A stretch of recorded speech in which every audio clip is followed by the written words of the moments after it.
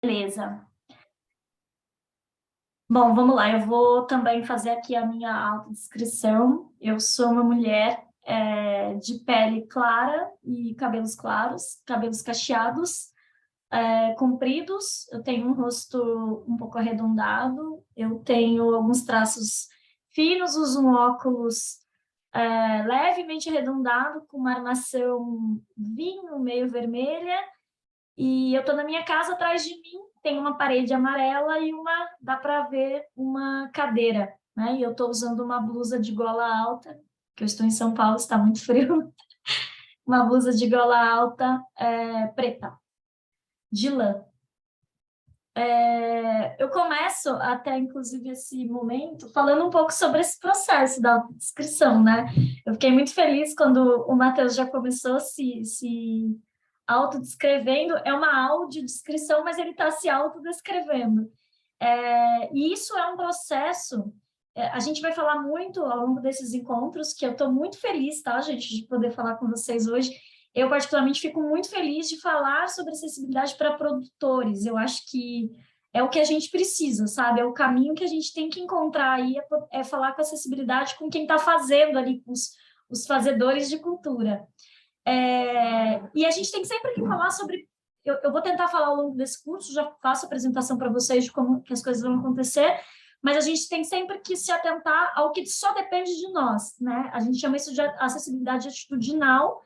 Isso que o Matheus fez agora é atitudinal, embora seja ligada à comunicação, né? A acessibilidade comunicacional, mas ele teve a atitude de se autodescrever, e a gente tem que ter isso como hábito, não só nas apresentações que são virtuais. A gente acabou fazendo muito isso virtualmente, né? Mas nos encontros presenciais a gente precisa fazer isso. E tem uma outra dica, uma coisa que as pessoas também não praticam, não costumam praticar. Quando a gente estiver fazendo uma apresentação no auditório, antes de você começar a falar no microfone, você precisa afastar o microfone e falar com a sua própria voz, para que as pessoas com deficiência visual se localizem no espaço, entendam onde você está, porque o microfone ele é distribuído com as caixas de som, então a pessoa com deficiência visual não necessariamente vai saber para onde ela deve se posicionar. Então, são pequenos detalhes que a gente tem que ter no nosso trato do dia a dia, né? Desculpa, você pode explicar novamente esse ponto? Eu não entendi isso. Claro, claro. Quando Desculpa. você vai num auditório, você vai assistir uma palestra, a pessoa que vai apresentar, se você mesmo for apresentar, o Carlos, né? Carlos, se você mesmo for fazer essa apresentação, quando você estiver falando pelo microfone, quem está assistindo, ela não está ouvindo você pela sua voz, ela está ouvindo pela caixa de som.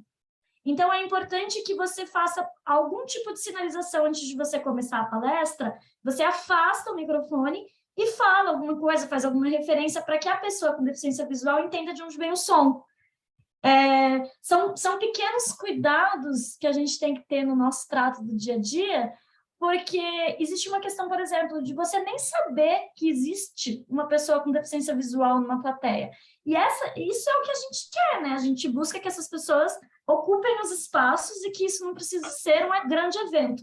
A ideia da acessibilidade é justamente que a gente possa receber pessoas com deficiência visual, deficiência auditiva, sem precisar de mediações. Então, esse é um cuidado, né? Só para começar aqui a nossa conversa, falar sobre esses pequenos cuidados que são importantes. Essa questão da autodescrição também, a gente, não sei, eu fiz uma pergunta que, como eu não tive resposta, imagino que aqui ninguém tenha deficiência visual. Mas a gente não sabe, esse conteúdo vai gerar uma gravação e a gente não sabe quem pode ter acesso. E também tem uma questão, né, que a gente precisa criar hábito, né? Fazer com que as coisas virem hábito para que mais em algum momento, tá? Bom, vamos começar, gente. Sim, e Bruna, pegando esse gancho, no que você falou agora, quando for aberto para as falas, né, perguntas, aí quem for fazer a fala e tiver com a câmera aberta, fazer sua audiodescrição também. Isso. É importante, né, que a gente entenda que a pessoa com deficiência visual, ela tem direito a ter um referencial imagético das coisas. Então, ela tem direito de, mesmo que ela não me veja, que ela saiba com quem ela está falando, né? Que ela tem uma referência imagética mais próxima possível da associação que ela faz, né? A gente já começa aí falando sobre acessibilidade. Acho que isso é uma questão que a gente vai falar muito em vários momentos. Eu tenho certeza que acessibilidade é uma pauta que, assim como eu algum dia também vivenciei isso, eu acho que vocês todos vão acabar tendo um pouco dessa percepção. É uma pauta que normalmente a gente não tem tanta noção, sabe? Nem noção do quanto ela é grandiosa e nem noção do quanto a gente pode resolver algumas questões com pequenos passos, com pequenas coisas que a gente pode fazer, né? Eu sempre digo que a cultura é uma grande aliada da acessibilidade, porque através da cultura, que já tem aí o seu perfil democrático por natureza, a gente consegue entender, né, algumas coisas que no dia a dia são atropeladas, né? Bom, mas é isso, gente. Então, essa foi só uma introdução. Eu fiz aqui uma apresentação, eu gosto de deixar as coisas bem esquematizadas, eu sou bem metódica com as minhas aulas, com as minhas apresentações. Então, aqui eu vou projetar uma coisa que eu preparei aqui para o nosso encontro de hoje. E, por favor, assim, se alguém tiver... Se alguém tiver... Eu tava... Não, eu só... Tá, achei que alguém estava falando alguma coisa. Se alguém tiver alguma dúvida, quiser fazer algum comentário, eu acho que é super importante a participação de vocês. Eu queria ao máximo, assim, o meu objetivo é sempre fazer com que vocês associem bastante o conteúdo com a realidade de vocês, né? Eu já sei, porque já me fizeram essa apresentação, que vocês são muito plurais, no que diz respeito a segmento, no que diz respeito às regiões. Então, eu imagino até que eu possa aprender muita coisa com vocês. Então, quem quiser, de repente, falar alguma coisa sobre alguma coisa que eu vou passar aqui, fique à vontade, né? Só levanta a mãozinha e o Matheus puder até me avisar, tá, Matheus? Se eu estiver aqui fazendo e estiver distraída. Mas... Posso sim, fica tranquilo. Beleza, eu acho que é super importante, tá? Bom, o nome do nosso curso é Acessibilidade Cultural nas Instituições, na educação formal e não formal. Aqui eu preparei uma apresentação que eu ia falar um pouco sobre os meus passos aí, mas o Matheus já falou um pouco sobre os meus principais trabalhos. Eu tenho um trabalho recente que eu vou falar bastante com vocês sobre ele na última aula, que é o meu livro.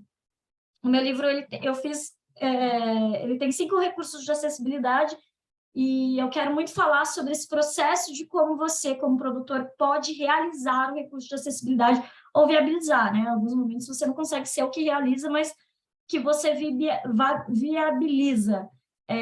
Então, essa questão assim, das coisas que eu participei, eu vou falar um pouco ao longo do nosso curso e principalmente na última aula que eu vou falar sobre o livro.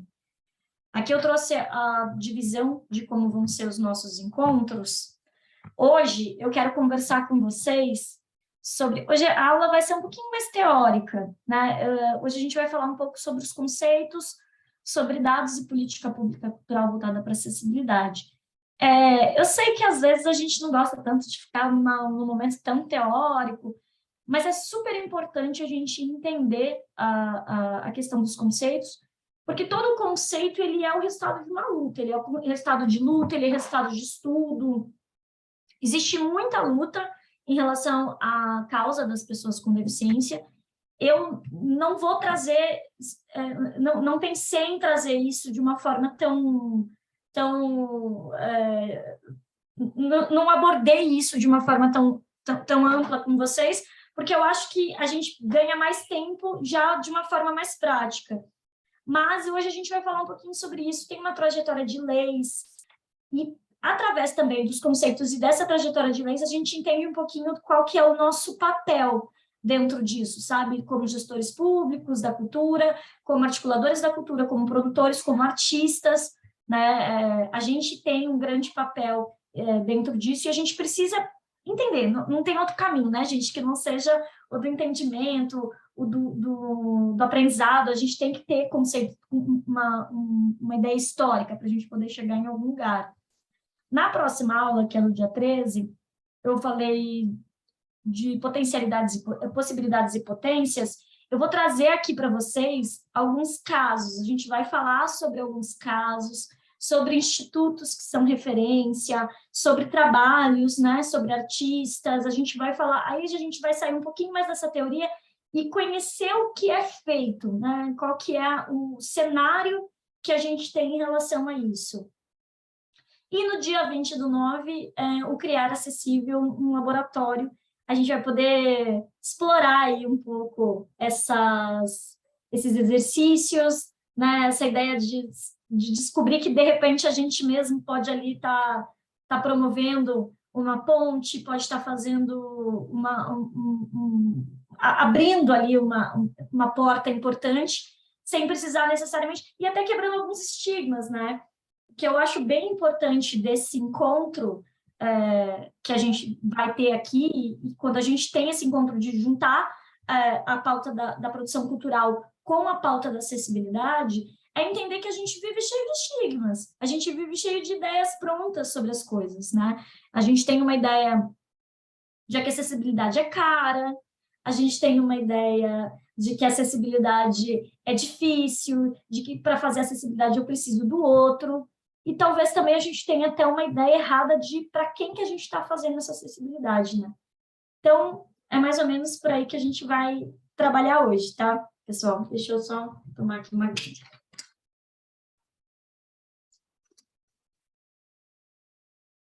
Bom, para começar, como eu falei para vocês que a gente ia falar sobre conceito, eu acho que esses dois conceitos são super importantes, porque são eles que norteiam toda a história, né, da luta. Então, o que é a acessibilidade? A gente tem um conceito, que a gente segue esse conceito, que é o da Secretaria Nacional de Promoção dos Direitos das Pessoas com Deficiência, que é uma secretaria vinculada ao Ministério da Saúde. Então, é um atributo essencial do ambiente que garante a melhoria na qualidade de vida das pessoas, deve estar presente em espaços, no meio físico, no transporte, na informação e na comunicação, inclusive nos sistemas de tecnologia da informação, comunicação, como outros serviços e instalações abertos ao público ou de uso público, tanto na cidade como no campo. E aí, para falar quem são as pessoas com deficiência, esse aí aí a gente já encontra um conceito que ele não é, que ele é um pouco mais amplo do que a acessibilidade, e que ele já é um conceito que gera muita discussão, e ele é um conceito que também já variou de muitas formas. Hoje a gente trabalha com esse conceito da Assembleia Geral da ONU de 2006, onde pessoa com deficiência é aquela que tem impedimento de longo prazo de natureza física, mental, intelectual ou sensorial, que interação com diversas barreiras pode ser obstruída sua participação plena na sociedade, em igualdade e de condições com as demais pessoas. É que aí eu acho interessante que aí você vai olhar e vai dizer, nossa, Bruna, mas então se for assim, né, quase todo mundo tem alguma deficiência. E eu vou te dizer que é bem por aí mesmo, né? Acho que a gente precisa também estar sempre... Eu acho que um dos grandes exercícios da inclusão é entender quem é que tem deficiência ou não e onde está essa deficiência, né? Onde ela mora. Eu costumo dizer, por exemplo, eu trabalhei com um projeto, esse do Céu de Ossanã, que o Matheus se referiu, era um projeto aqui na periferia de São Paulo, no bairro do Jaçanã, que vocês devem conhecer pela música, e é um bairro, é uma periferia muito difícil, é um bairro muito... de extrema vulnerabilidade, mas tem também uma incidência muito grande de violência, é tido como o maior distrito com incidência de abusos sexuais por parte de familiares, e eu trabalhei com crianças com deficiência nessa região. E eu costumava dizer que a maior deficiência que existia ali era a miséria, era a desigualdade. Então, a gente trabalha, ela é sempre um agravante, né? Essa deficiência ela pode ser agravada de várias formas, a gente pode estar falando de vários cenários complicadores, né? Bom, eu trouxe aqui algumas informações que é para a gente ter uma reflexão, né, sobre isso. Eu vou falar um pouco sobre cada um desses pontos, mas eu acho que são pontos que são bem pontos de partida quando a gente vai falar sobre a história da luta das pessoas com deficiência, sobre o conceito e sobre onde a gente está dentro dessa história. A primeira informação relevante que a gente tem é que a história da luta é muito recente. É muito louco a gente descobrir o quão recente é a luta das pessoas com deficiência. A gente tinha um histórico, enquanto a sociedade era basicamente rural, em que essa pessoa com deficiência, ela era um estorvo para a família. A gente tem uma série de relatos de pessoas com deficiência que eram constantemente abandonadas em casas, né? Eu não sei se vocês aqui conhecem, mas é interessante um documentário que vai falar sobre o manicômio Colônia, acho que é Colônia o nome do documentário, inclusive, que Colônia era um hospital psiquiátrico numa cidade de Minas Gerais, que foi uma das histórias mais tristes da história da saúde mental no Brasil. E lá era um hospital psiquiátrico, a gente tinha, enfim, casos de variação dentro da saúde mental. E tinha uma grande ala de pessoas com deficiência, né? Então, existia até uma grande confusão do que era deficiência, do que era doença mental, né? Para que fique claro aqui, tá, gente? A deficiência intelectual, ela está ligada à questão cognitiva, ela não está ligada à questão psíquica. Mas existia, inclusive, muito recentemente, uma certa confusão entre essas duas coisas. Então, esse caso que eu estou falando para vocês sobre o documentário, chama-se O Holocausto Brasileiro, é o nome do documentário. Quem quiser assistir, eu indico, porque foi um livro e depois o documentário, e é uma história muito boa, e é uma história que nós brasileiros precisamos ter conhecimento dela, porque ela denuncia aí um passado muito, muito triste, assim, muito trágico. E aí é um exemplo de como as pessoas com deficiência eram tratadas. Não existia nem sequer mesmo diante do abandono, não existia um ponto de apoio para essas pessoas que eram abandonadas. Não existia uma forma de pensar na qualidade de vida delas. A gente tinha ali uma família que vivia basicamente do trabalho no campo e que não podia, na sua maioria, né, prover ali o sustento daquela pessoa. A gente tinha uma outra configuração social. Então, essa configuração social simplesmente resultava nesse abandono desse indivíduo. Depois disso, com um processo de modernização, com um processo em que as pessoas, o êxodo rural, né, onde as pessoas vêm viver na cidade, as pessoas com deficiência tornam-se uma espécie de propriedade familiar. Então, é muito comum histórias de pessoas com deficiência que nunca saíram de casa. Ou que, por exemplo, eu já vi histórias de pessoas surdas, a gente vai falar um pouquinho melhor sobre surdez hoje, mas de pessoas surdas que nunca conversaram com ninguém, que eram simplesmente afastadas da sociedade. Existe ali uma questão de proteção, que essa proteção muitas vezes está ligada a essa mãe, está ligada a essa questão muito íntima, mas existe também uma ideia, até os primeiros desenvolvimentos das lutas das pessoas com deficiência, que esse era um problema familiar. Então, o Estado, ele não tinha uma participação na vida dessa pessoa, ele não tinha nem sequer a proximidade, né? Porque ela não chegava nem a consumir os bens de sociedade, ela ficava muito presa a esse processo de individualização. Os primeiros movimentos sociais também tem um documentário chamado The Camp, se eu não me engano, na Netflix, que é um documentário que fala sobre a luta das pessoas com deficiência na década de 70. É muito legal também, se vocês quiserem assistir.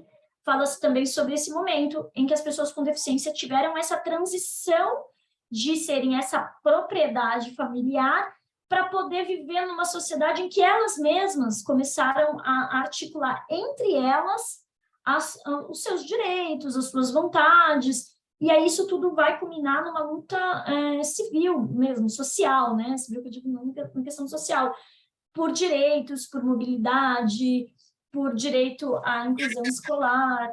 Foram questões que foram também foram resultantes em outros países.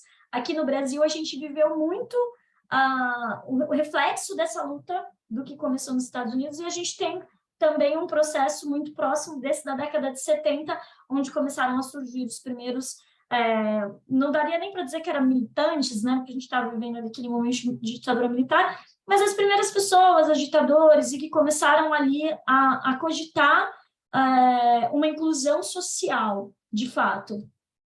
Então, a gente tem aí na nossa história, basicamente, 30 anos em que é legitimada a luta das pessoas com deficiência, a luta por acesso, né, aos bens, acesso aos bens culturais, a gente vai falar um pouco também sobre o que são esses acessos, mas a gente tem esse processo aí que tem mais ou menos esses 30 anos.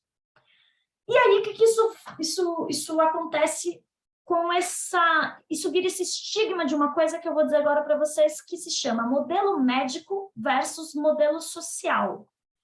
O que é isso, né? Esse modelo médico, ainda dentro dessa história que eu estou contando para vocês, o modelo médico, ele está ligado, ele está colocando a pessoa com deficiência numa condição a ser tratada no viés da doença, da patologia ou da cura. Então, a pessoa com deficiência estava sempre ali naquela ideia de que ela deveria ser, de alguma forma, curada, de alguma forma tratada. Com esse avanço da luta das pessoas com deficiência, a gente começa a entender que ela precisa ser feliz, ela precisa estar inserida numa vida, ela precisa ter direito à sua autonomia, né? Quando a gente vai falar, por exemplo, eu vou citar aqui um exemplo para vocês que isso é bem forte, é a questão da surdez. Eu vou bater na tecla da surdez em alguns momentos aqui, até porque nós, como produtores culturais, temos muito provavelmente aquela cobrança do intérprete de Libras, a gente tem sempre aquela coisa do intérprete de Libras aparecer como, às vezes, obrigatoriedade em algum evento, eu já sei de gente que até já brigou por espaço com intérprete de Libras, e aí a gente precisa entender por que esse cara está lá e por que isso é tão importante, né? No viés da surdez, por exemplo, a gente precisa entender que a gente não precisa fazer essa pessoa ouvir. Um modelo médico só vai se interessar em fazer com que o surdo deixe de ser surdo. Esse modelo social, que é o que a gente vive hoje, né, que é o que a acessibilidade traz e que é o que a gente persegue, ele quer que o surdo viva bem. Ele não quer que o surdo deixe de ser surdo. Se o surdo quiser deixar de ser surdo, né, gente, isso aí é uma questão que pode ser resolvida no campo da individualidade. Mas quando eu estou trazendo isso para uma questão de autonomia, eu estou trazendo isso para uma questão social. Então, nessa questão social, o importante para esse olhar da acessibilidade é que as pessoas vivam bem, que elas vivam de forma confortável, que elas vivam o máximo possível de forma autônoma, né? Até porque, como eu falei, que a gente vai entender até o que é a deficiência, que eu brinquei e falei, acho que olhando lá para trás, talvez muito mais gente tenha deficiência do que a gente imagina. Todos nós temos a nossa codependência em algum nível, e isso, a gente tendo essa consciência, talvez faça com que a gente entenda melhor essa questão da acessibilidade. A codependência daquela pessoa pode ser uma rampa. A minha codependência qual é? Né? Todos nós, em algum momento, também temos essa fragilidade.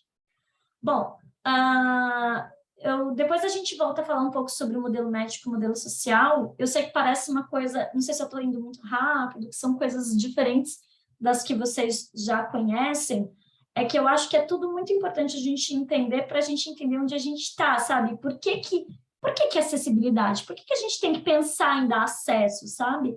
Acho que essa substituição, esse contexto histórico, essa substituição de modelo, ela explica muito isso, né? Mas, se tiver muito rápido, vocês também me dão um toque, tá, Matheus? Me dá esse toque aí, se estiver rápido.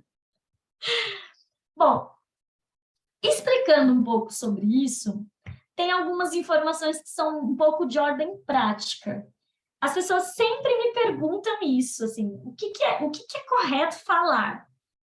E aí aqui até escrevi, expressões como deficiente ou portador de necessidades especiais tornaram-se obsoletas e inadequadas. Por quê? A partir do momento que eu venho evoluindo nessa ideia de um modelo social, nessa ideia de uma construção de identidade, de autonomia, eu entendo, por exemplo, essa questão da pessoa com deficiência, que é o correto hoje, né? O termo correto é pessoa com deficiência. Isso também está ligado a outras lutas. Não sei se vocês, eu sei que vocês são de várias áreas também aqui, mas, por exemplo, eu sei que a gente não fala mais escravos, a gente fala pessoas escravizadas, as pessoas que foram escravizadas, né? Porque ela não é aquilo, né? Ela estava naquele momento passando por aquilo, mas ela é uma pessoa, ela é muito maior do que aquilo, enfim, e aquilo foi algo que aconteceu com ela. Na questão da pessoa com deficiência é a mesma coisa. Ela é uma pessoa, e é uma pessoa que, por acaso, tem deficiência. A gente não tem que adjetivar, ela não tem que ser um deficiente. Então, ela é diferente. Então, eu sou uma pessoa, ela é um deficiente. Então, por isso que a palavra deficiente ainda é muito usada. É claro que a gente não sai por aí corrigindo as pessoas no sentido de, quando alguém fala deficiente, eu conheço até pessoas com deficiência que reproduzem essa fala, porque exige da gente, para a gente chegar à conclusão que é uma pessoa com deficiência, um nível de esclarecimento. Então, hoje a gente está aqui conversando, eu estou explicando para vocês por que é inadequado falar pessoa com deficiência, mas a gente sabe que na rua, no linguajar mais informal, as pessoas ainda reproduzem isso. Por exemplo, portador de necessidades especiais. Isso aí tem muita cara de placa, né? Tem muita placa que escreve portador de necessidades especiais. Essa também é uma frase que ela não tem sentido, porque quais são as necessidades especiais? Então, significa que essa pessoa é a única pessoa que tem algum tipo de necessidade especial. Né? Como eu disse, todos nós temos um pouco de necessidade que está aqui guardada, né? A minha codependência. Então, eu não preciso necessariamente ter uma deficiência para dizer que eu tenho uma necessidade especial. E também rola um eufemismo, né, para essa coisa das necessidades especiais, assim. Parece que eu estou querendo deixar isso bonito. Isso não é uma coisa de ordem prática, gente. É uma pessoa com deficiência, não preciso mais do que isso. Bom, a perspectiva mais humanizada define que, acima de tudo, são pessoas, como eu passei aqui para vocês. Cada deficiência tem a sua nomenclatura, mas a gente não precisa surtar com isso. A gente só precisa levar em consideração que, em primeiro lugar, é sempre o respeito. Então, tudo bem você não saber alguma coisa. Eu acho que por exemplo, uma pessoa autista, eu vou me referir à pessoa sempre, a uma pessoa autista. O importante é que a gente tenha sempre a clareza de que o respeito vem em primeiro lugar. A gente não pode usar o nome de algum tipo de patologia ou deficiência para agredir, para tirar um sarro. A deficiência é uma coisa que ela é muito séria, ela precisa ser observada de uma forma séria, né? Eu conheço, por exemplo, alguns cegos. O cego, por exemplo, é uma coisa que rola uma certa dúvida sobre isso, né? Mas eu falo cego ou eu falo com pessoa com deficiência visual? Bom, se for um médico falando, ele vai dizer que é uma pessoa com deficiência visual, porque ele está falando ali, se ela estiver num consultório médico, ela é uma pessoa com deficiência visual. Chamá-la de cega vai exigir de mim uma certa proximidade com ela. Então, eu não posso olhar uma pessoa cega e já, por exemplo, chegar nela, eu tenho que ter uma noção do quão ela está, como eu vou dizer, eu conheço algumas pessoas que são muito bem-humoradas. Eu tive uma amiga que estudou comigo que ela dizia, ela fez mestrado e ela era cega de nascença. E ela dizia, gente, ninguém melhor do que eu para saber que eu sou cega, então não precisa ter medo de falar que eu sou cega. Claro, isso é uma brincadeira, e não é, de verdade, não é ofensivo para um cego que você diga isso. Mas você talvez não precise dizer, né? É o que a gente já acabou de falar, que é uma pessoa. Então, se é uma pessoa, você não precisa se referir a ela como cega, você não precisa... As pessoas, às vezes, ficam com muito medo de como falar, né, com a pessoa. Também tem essa piadinha, né? Ah, meu nome é João, né? Ah, você prefere cego ou pessoa com deficiência visual? Ah, eu prefiro o João. As pessoas com deficiência mesmo brincam com isso. Acho que a gente não precisa se prender na nomenclatura para as relações pessoais. Então, sempre é importante lembrar do respeito. Acho que o respeito, no caso das pessoas com deficiência auditiva, tem uma diferença falar surdo ou deficiência auditiva, mas que a gente vai saber hoje, eu vou explicar mais para frente. Tá? Mas nos outros casos não tem problema, tá? Tem algumas pessoas que tem algumas comunidades que têm algum problema com isso. Eu sei que, por exemplo, as pessoas que são pessoas com nanismo, elas não gostam de serem chamadas de anãs. Então, assim, vai um bom senso nosso saber que esse nome já traz uma carga de coisas que muito provavelmente machuque essas pessoas, porque já foi motivo de piada, a gente sabe o que isso traz. Eu acho que o bom senso, ele sempre ganha. Então, o importante é que a gente trate as pessoas com respeito, o importante é que a gente se dirija direto a elas. Eu tenho uma aluna que estudou comigo no Jaçanã, que ela teve paralisia cerebral ao nascer. Isso é uma outra coisa importante, tá, gente? Ninguém tem paralisia cerebral. A pessoa teve, ao nascer, paralisia cerebral. E aí, com isso, ela tem alguma deficiência. Então, a minha aluna, por exemplo, ela teve paralisia cerebral, então ela tinha hipertrofia muscular. E aí, a gente convivia com ela, normalmente a gente não podia dizer que ela tem paralisia facial, paralisia cerebral, porque ela não tinha essa paralisia. Mas aconteceu uma vez, eu ir com ela ao teatro, e ela tinha uma cadeira grande, porque ela usava uma prancha de comunicação alternativa, que a gente vai falar sobre isso na próxima aula, que eu vou falar para vocês sobre essa prancha de comunicação. Mas a gente entrou no teatro e a pessoa olhou para mim e perguntou se ela preferia assistir lá embaixo ou lá em cima. E eu disse, pergunte para ela. Então, essa é uma das premissas do respeito. Entender que a pessoa não infantilize a pessoa com deficiência. Então, para além das nomenclaturas, para além de todo entendimento, o respeito também está em tratar essa pessoa como uma pessoa que você está atendendo, como uma pessoa que você está recebendo no seu espaço, na sua peça, né, no seu espetáculo. Eu acho que essa é uma premissa que não pode deixar de ser, não pode morrer. Bom, aqui eu vou falar um pouquinho, uma coisa que eu acho que é importante a gente saber, né? Quem são as pessoas com deficiência no Brasil? Eu trouxe aqui 2 índices e eu vou explicar para vocês. Acho que, assim, sempre que a gente precisa, no campo da política pública, fazer qualquer tipo de ação, a gente precisa entender quem são as pessoas. A gente precisa falar em números, né? A gente precisa entender numericamente a quem eu estou atingindo.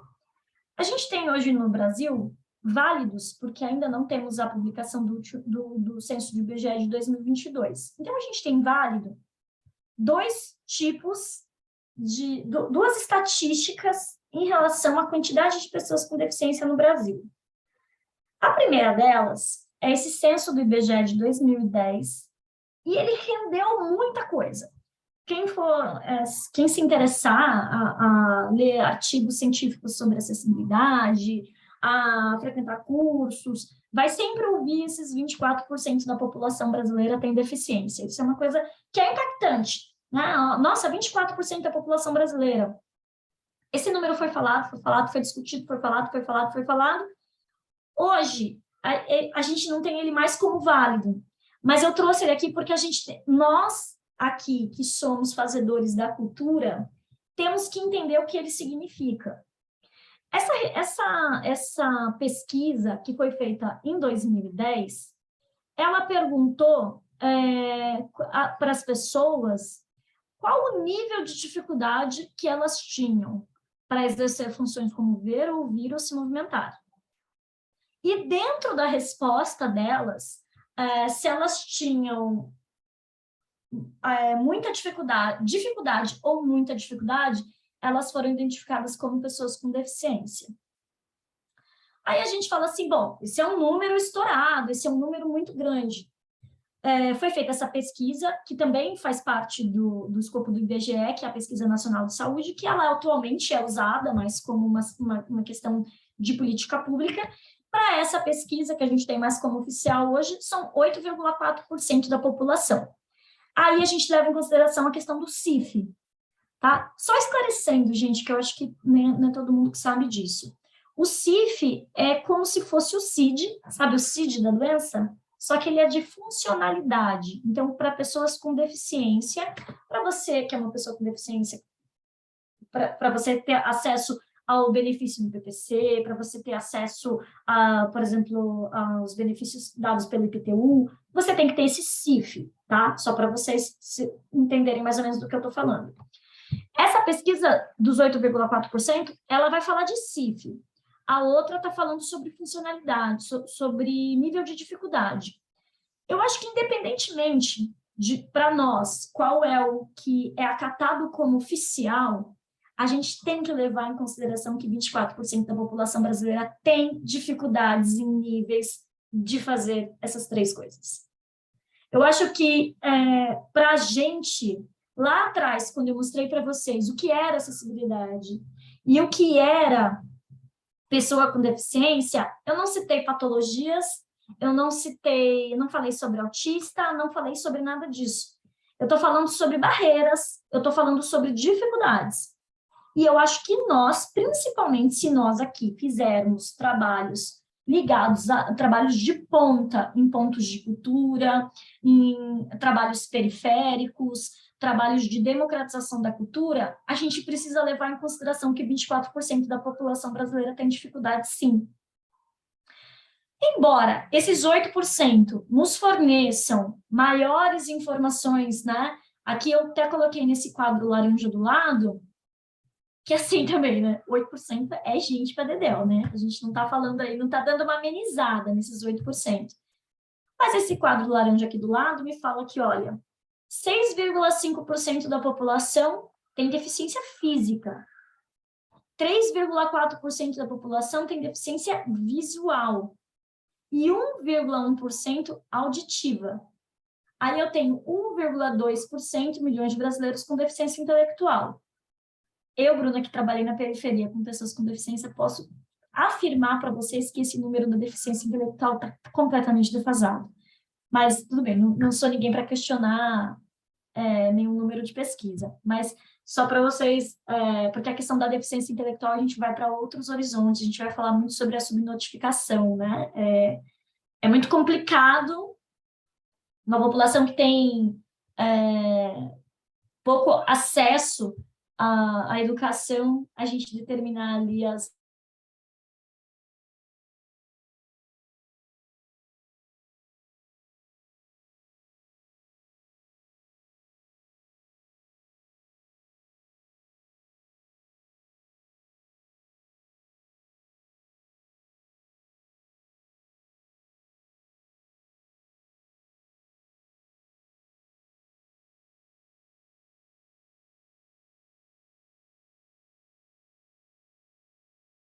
transformo o meu espaço em um lugar acessível, eu estou alcançando as deficiências, né?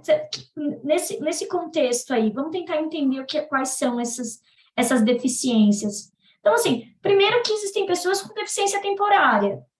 Não sei se vocês aqui, mas alguém aqui já pode ter, sei lá, ficado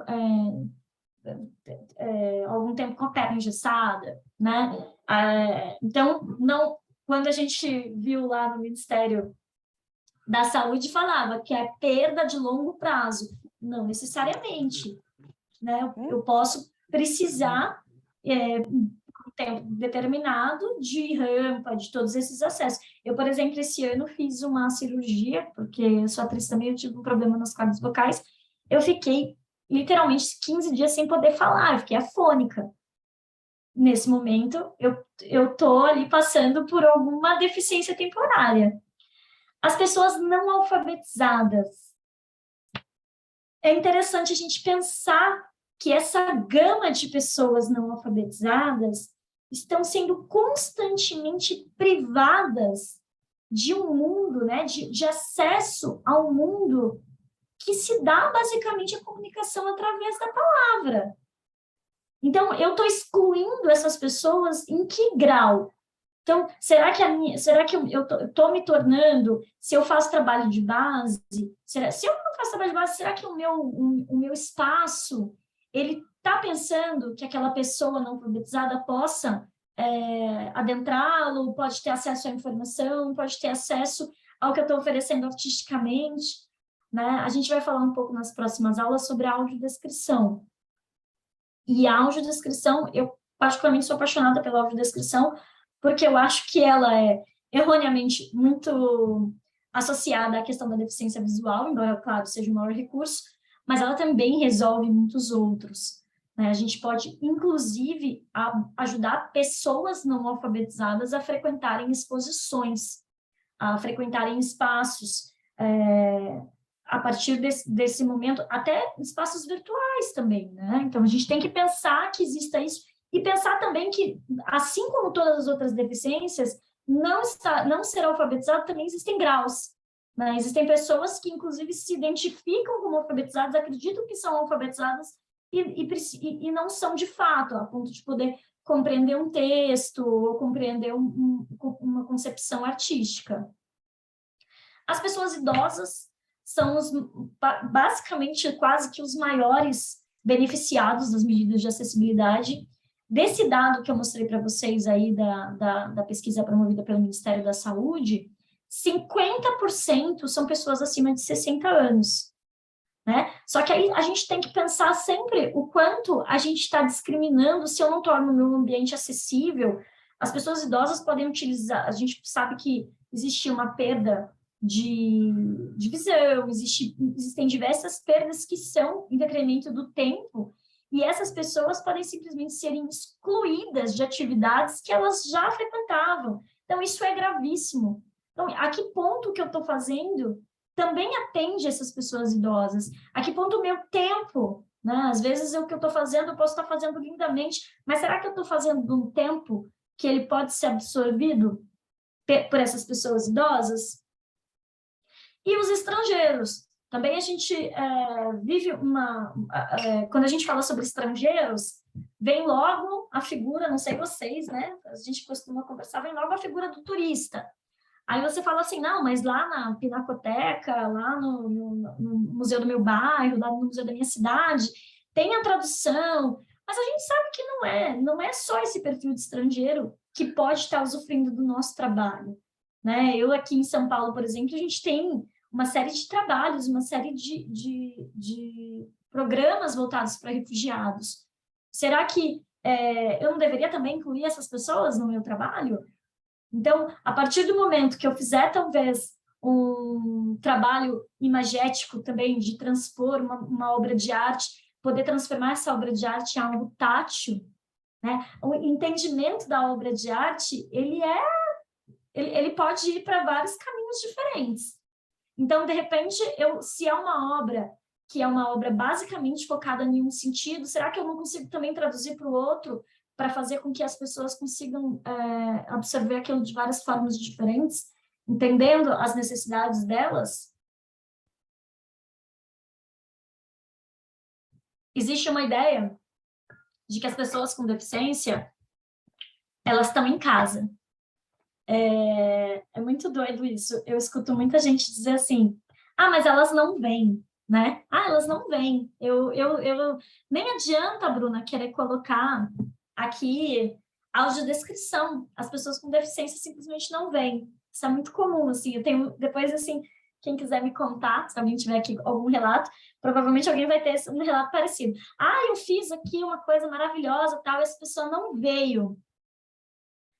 Mas a ideia é de que o dia que alguém tiver que ir, isso esteja pronto. Primeiro, é uma premissa, né?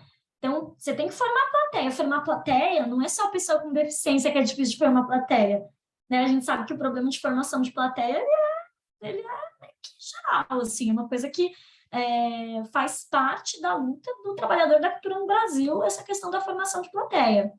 Mas, para além disso, será que quando eu acho que eu estou fazendo uma atividade com acessibilidade e eu estou reclamando que a pessoa com deficiência não veio, será que eu também não será que alguém que passou por aqui não poderia ter usado ou usou, se eu fiz aquele meu processo de acessibilidade de uma forma bacana? Às vezes você acha que você deixou isso, que você fez isso à toa, mas esse grupo, por exemplo, que eu apresentei aqui para vocês, pode muito bem ter experimentado, pode ter experienciado, né? Quando a gente fala sobre, por exemplo, eu nem coloquei aqui como um dos grupos, porque tem uma série de especificidades, mas as crianças também se beneficiam muito da acessibilidade, né? Eu já fiz processo de audiodescrição, por exemplo, que a gente não tinha ali o recurso, fazia audiodescrição, fazia autodescrição dos personagens, que eu fiz de teatro Mambembe, que eu fiz uma vez, e as crianças gostam de fazer também, de experienciar também as imagens através de outros sentidos. Elas só não têm noção que elas estão fazendo isso, mas elas fazem, né? Eu estou fazendo um trabalho recente agora com o meu grupo de teatro, que é de teatro de bonecos, voltado para criança surda. Só que é muito interessante, porque a pesquisa que a gente está fazendo com as crianças surdas estão trazendo para a gente vários elementos que podem ser usados com quaisquer outras crianças e que, de alguma forma, também pode contribuir para o desenvolvimento. Né? O desenvolvimento infantil também, ele também está ligado ali a essa questão de receber informações de vários tipos diferentes. Bom, agora vou falar um pouquinho sobre as leis e sobre os processos. Deixa eu até ver aqui o meu tempo também. São 8 horas, você falou que é 8h10, né, Matheus, a nossa pausa, né? Pode ser, às 8h10. Não, tudo bem. Eu vou falar sobre leis agora, a gente pausa um pouquinho, porque depois, quando voltar, eu vou falar sobre cultura surda, tá, gente? Porque eu acho que a cultura surda merece ali um momento só dela. Eu vou falar aqui sobre as leis. Eu sei que falar sobre lei é uma coisa que, né, eu vou dormir. Só que é super importante falar sobre as leis, primeiro para a gente entender uma coisa que é muito louca, né, que fala-se muito no Brasil, que é fazer lei pegar, né, aquela ideia do fazer lei pegar. Então, a gente precisa entender que existem várias leis. Eu vejo muito isso, algumas pessoas dizendo, tinha que ter uma lei que fizesse isso, que ia ter... Gente, às vezes tem muita coisa que ali já está no papel e a gente precisa entender a nossa missão como cidadãos. Né? Eu sempre brinco que a gente também tem missão de guardar a lei, entendeu? Então, vamos lá, vou passar aqui um pouquinho isso para vocês, tá? E até estou chamando esse item de teoria prática, porque a gente precisa entender que a lei está lá na teoria, mas a gente está na prática. Bom, a primeira lei no Brasil que falou sobre acesso das pessoas com deficiência, e olha como vem naquela perspectiva que eu falei para vocês, sobre década de 80, onde a gente estava mudando a nossa visão sobre quem eram as pessoas com deficiência e sobre o acesso delas. Essa primeira lei foi em 1989, então era uma lei que já falava sobre quais eram os direitos de acesso, direito a acesso, falava sobre educação, falava sobre saúde, quando falava sobre recursos humanos, era a questão de ter direito a trabalho, de ter direito à participação social. Em 91, a gente teve a primeira lei falando sobre cota no mercado de trabalho. E é interessante como, às vezes, eu tenho a impressão que a cota no mercado de trabalho parece ser vendida, às vezes, como algo novo, né? Como se as empresas estivessem pensando nisso agora. Na verdade, as empresas tiveram alguns anos para se adequar e a gente teve uma negação, tá, gente? É sempre importante dizer isso, porque a responsabilidade social sobre a pessoa com deficiência, ela tem que existir, inclusive nas empresas, tá? Esse documentário que eu falei para vocês sobre a luta lá nos Estados Unidos, ele girava em torno dessa discussão, das empresas entenderem que não era obrigação delas. Mas sim, todos nós temos responsabilidade social. Então, teve aí esse tempo, hoje a gente tem, acho que uma incidência bem menor de empresas que se recusam, né? Elas pagam multa, e elas gostam mais de mostrar, talvez também a gente tenha um avanço aí da internet com marketing, então elas gostam de mostrar. Mas essa lei, ela é desde 91. Em São Paulo, foi o primeiro lugar que sancionou a lei de acessibilidade arquitetônica. Então, era uma lei que falava tanto sobre acessibilidade nas vias, como acessibilidade nos locais fechados, mais uma vez aparecendo a questão da responsabilidade social. Então, determinou-se que, por exemplo, prédios com mais de 300 pessoas tivesse elevador e rampa. Então, isso também já vem desde essa época. E aí, a de 2001, que merece aqui um adendo, já que o nosso curso fala um pouco sobre educação formal, que é a que determina que a educação é um direito de todos. A educação inclusiva, quando a gente fala sobre pessoas com deficiência na escola, tem uma mudança aí no termo, porque dificilmente dentro de uma escola a gente vai falar sobre acessibilidade, a gente vai falar sobre inclusão. Na cultura, quando a gente fala inclusão, a gente está falando de várias coisas. Na escola, a gente está falando sobre pessoas com deficiência, quando a gente fala inclusão. Então, tem essa mudança aí um pouco do termo. Ela é um processo que é um processo muito mais doído, né? Ele é feito de forma assim, ele foi feito a duras penas, ele é uma luta até hoje. Então, a gente tem, desde 2001, essa lei que fala que as escolas não podem negar as matrículas das crianças com deficiência. Algumas escolas continuam a negar.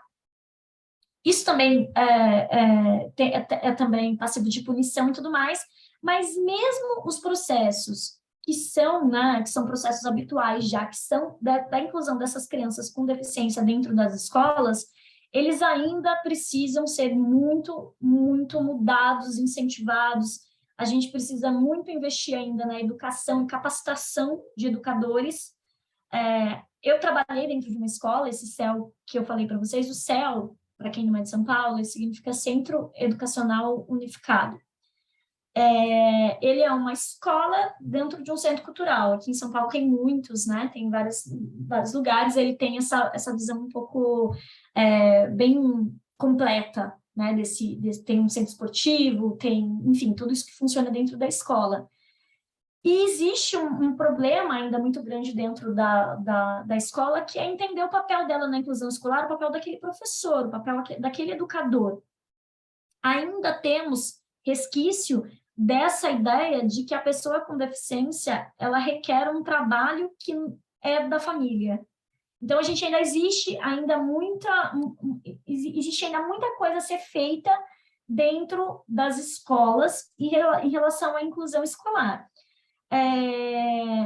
Não dá para dizer assim de uma forma, isso está funcionando, isso não está funcionando. O que eu posso dizer, que qualquer profissional de educação tem que dizer, é que tem que funcionar. Então, eu acho que se existe ainda, eu acho que não existe nenhum tipo de discussão sobre isso, né? Esse atual governo quis levantar um pouco essa discussão, a gente teve até um ministro da Saúde que veio se posicionar contra. Eu acho que não devemos deixar que sequer exista uma discussão em que pondere ou não a possibilidade de pessoas com deficiência estarem na escola. Acho que existe aí um caminho a ser trilhado no sentido de formação, no sentido de terapias. Terapias precisam acontecer dentro da escola, né? Eu fiz teatro com criança dentro da escola. Eu tive, dentro dessa ideia do teatro com crianças na escola, eu tive crianças que tiveram alta de tratamentos que faziam com o SUS por conta do desenvolvimento que o teatro trouxe, né? Que tiveram avanço na alfabetização que não tinha há anos, porque o teatro trouxe isso. Então, existem caminhos que ainda precisam ser trilhados, existem muitas coisas a serem desenvolvidas, mas que seja sempre, que nunca seja contestado a importância da inclusão escolar. Isso é uma conquista, gente, é uma conquista muito grande, ela é uma conquista de muitos anos, e a gente precisa dela, a gente precisa manter essa conquista. Bom, deixa eu falar aqui, continuar nas leis. Em 2002 vem a Lei de Libras. A Lei de Libras, quando a gente tomar o nosso lanche aí, eu vou falar um pouquinho melhor sobre a questão dos surdos, né? Mas a Lei de Libras também é uma lei importantíssima. É uma lei que demorou muito tempo para começar a ser cumprida. Eu lembro que quando eu fui fazer a minha pós em 2015 lá na FRJ, ainda falava-se um pouco sobre a Libras, no sentido de que precisamos começar a cobrar. E hoje eu acho o máximo que, assim, pelo menos na cultura, ela já está sendo muito mais disseminada. ela é uma conquista das pessoas surdas, ela é, sem dúvida nenhuma, ela é um exemplo de conquista de pessoas com deficiência. A Libras, ela é uma lei, não, ela é uma língua, ela é um idioma, né? Ela não é um segundo idioma brasileiro no sentido de que o Brasil tem 2 idiomas. Às vezes a gente fala assim e as pessoas acabam entendendo desse jeito. Não é exatamente isso. Mas ela é entendida como um idioma brasileiro. Então, não é que, no Brasil você sabe, como se fosse Canadá, você fala francês e inglês. Mas ela é um idioma dentro do Brasil. E a pessoa surda, ela tem o direito a exercer a sua língua. Ela é uma língua natal.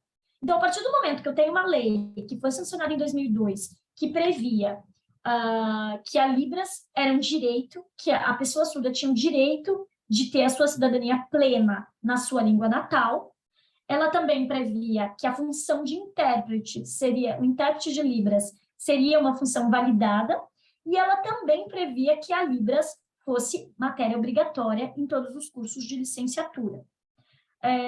Ainda existem cursos de licenciatura, e muitos pelo Brasil afora, que colocam a Libras como uma matéria, por exemplo, como chama? Matéria que é virtual. Optativa, mas que nem é presencial. E eu queria entender quem é que consegue aprender um idioma com 40 horas que você faz sem ser presencial. Fora cursos de inglês muito marqueteiros, eu acredito que isso não seja uma realidade. Então, assim, se a gente não entender que os surdos não querem falar sozinhos, a gente não vai andar com isso, né? E entender o que é a mente do surdo, que vai ser um papel para depois que a gente voltar do lanche, é uma coisa importantíssima para quem trabalha com cultura. Entender que língua é cultura, né? Bom, aí a gente tem, em 2004, a Lei do Atendimento Prioritário, que essa é uma lei que funciona, pelo menos eu digo que é uma lei da acessibilidade que funciona essa, né?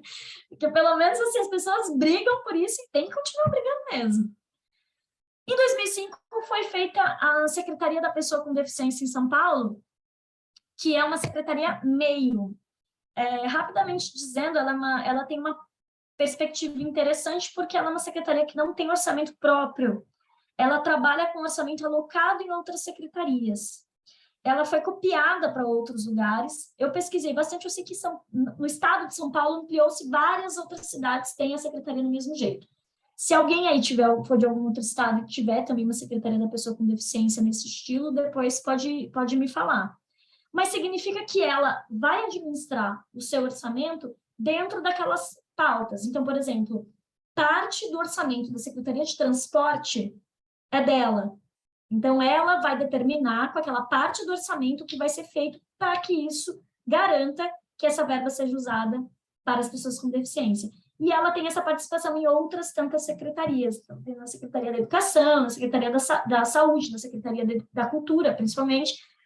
Então, é um modelo de secretaria muito interessante que aí resultou em várias políticas públicas também de parcerias, então é um modelo a ser exaltado. Em 2015, a gente tem a Lei Brasileira de Inclusão, que a gente chama carinhosamente de Estatuto da Pessoa com Deficiência, que tem aí 147 artigos e que determinam exatamente quais são. Você sabe que ela começou a ser discutida em 2008. Então, ela foi ser sancionada em 2015, ela foi objeto de muita discussão. Mas o que como a gente já falou aqui ao longo de tudo isso, que é um resultado de muito diálogo, né? O Ministério da Cultura teve muita participação em muitas coisas que isso daria não dá tempo de eu falar hoje, mas o Ministério da Cultura, na fase mais ou menos em 2001, 2002, 2003, começou a articular uma série de encontros entre pessoas com deficiência para a gente tirar muito do que deveria ser o acesso às pessoas com deficiência dentro da cultura e quanto artistas, né? Porque a gente está falando aqui, acabo falando muito sobre o acesso à cultura como algo como fruição, mas a gente também tem que pensar na pessoa com deficiência em outros viés, que é como artista.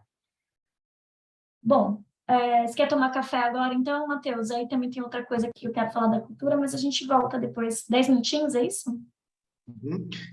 Antes, pedir para quem puder, então, agora nesse momento, abrir a câmera para a gente fazer o nosso registro da aula de hoje.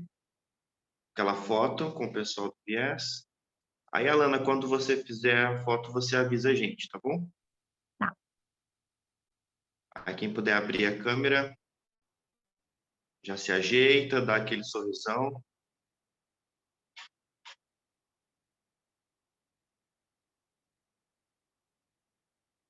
Então, tá abrindo. E aí eu vou pedir só para o pessoal continuar, que eu vou tirar a primeira foto e aí depois fazer a segunda, que eu tenho que ir para a segunda tela. Tudo bem. Então, todos prontos. Sim. Tirar a primeira.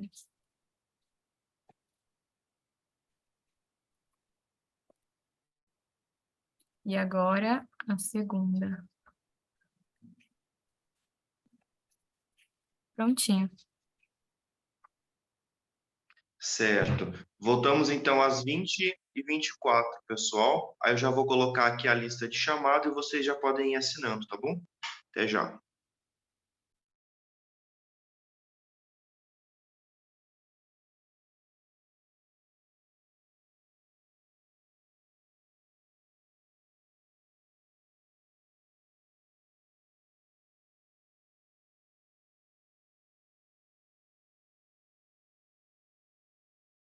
Pode continuar.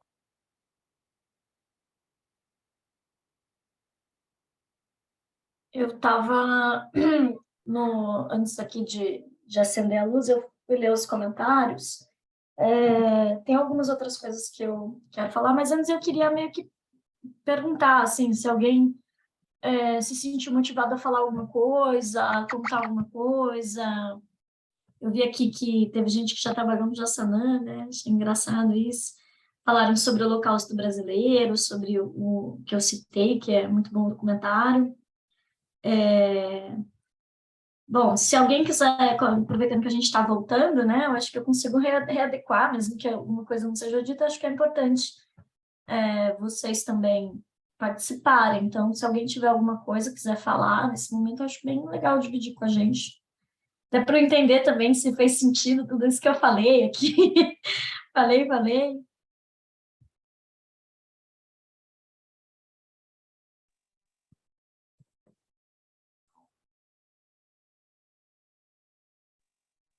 Oi, Bruna, tudo bom?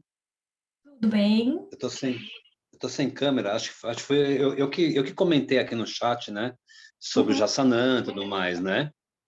E essa questão, né, de acessibilidade, ela é muito importante para mim, porque